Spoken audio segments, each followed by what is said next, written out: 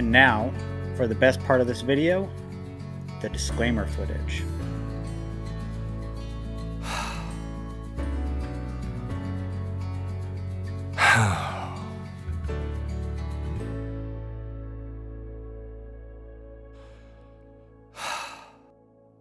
All right, so I decided to forego that really close-up version and pull the camera at least 2 inches away from my face.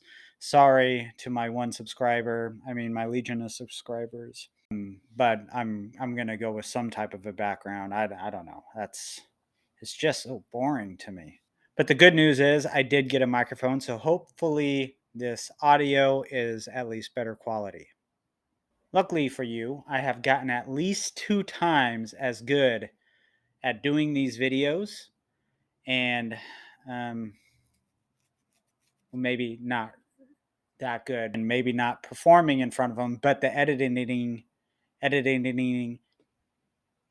that's a hard word. Like the Chris Farley scene saying roads. Haven't seen it, kids. Check it out. YouTube it. Don't leave this video to YouTube it, but YouTube it. Funny stuff. Editing. Crushed it. Okay, so the quick tip that I wanted to go over within the tool belt for you today is taking inventory. I totally made this up. This is something that I developed. It's my own work, taking inventory. Nobody's ever thought of this before in the recovery community. Why has no one ever thought of taking inventory as a helpful tool? I'm just kidding. This has been around since the beginning of 12-step community.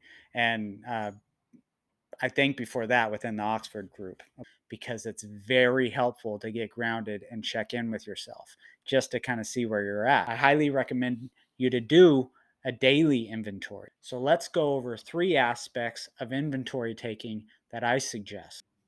Though this is a little bit different than what you may see within the 12-step community, it is still fundamentally a lot of the same. Now I'm going to show you what a left-handed dyslexic looks like when he is writing up on a whiteboard without trying to erase as he goes along. If you're a lefty, you know.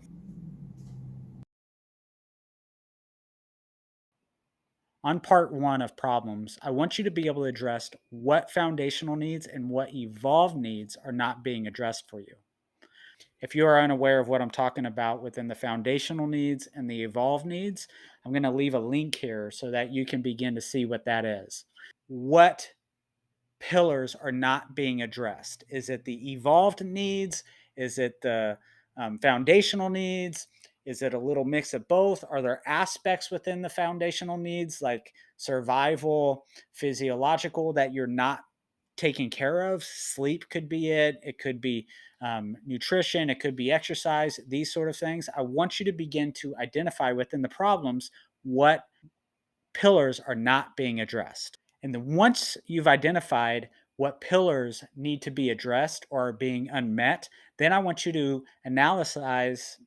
I want you to look at what ways you are behaving or thinking that are perpetuating the problem. Are you thinking in ways that are very chaotic? Are you thinking in ways that are very rigid? Are you bouncing back and forth? So within problems, you're going to identify which pillars are being unmet. And then you're going to identify how have I perpetuated the problem within these needs not being met. Let's move over into the game plan. Okay, so part 2, game plan. You want to have a real practical plan about your plan of attack for the next day, what time you're going to wake up, what sort of things you need to get done. There are some foundational needs that you probably need to take care of. There are some evolved needs that you probably need to address. And you want to look at certain objectives to help those be met. These are objectives. These are small micro goals that you can do to help start digging away at some of the needs that are not being met. You want to build up a practical game plan that you can count on the next day. You want to make sure that things are not left vague. You want to make sure you have specifics about what you want to do, what time you want to wake up, what workout you want to get in, what are your meals going to look like. There are certain things that you can build within your routine to help establish a good game plan. I like to always end on part three, gratitude. I like to think about, what do I have in my life that I am grateful for?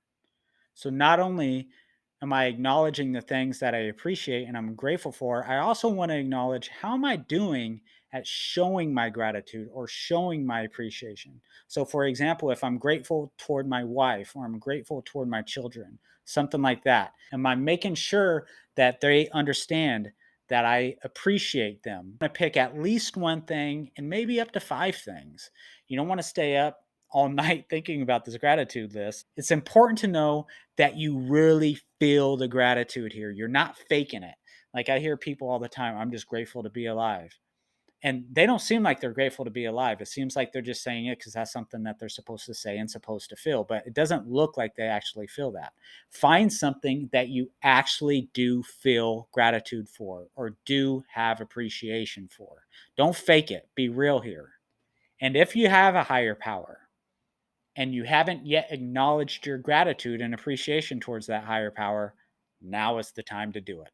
You really want to give that higher power its due. It's done a lot for you.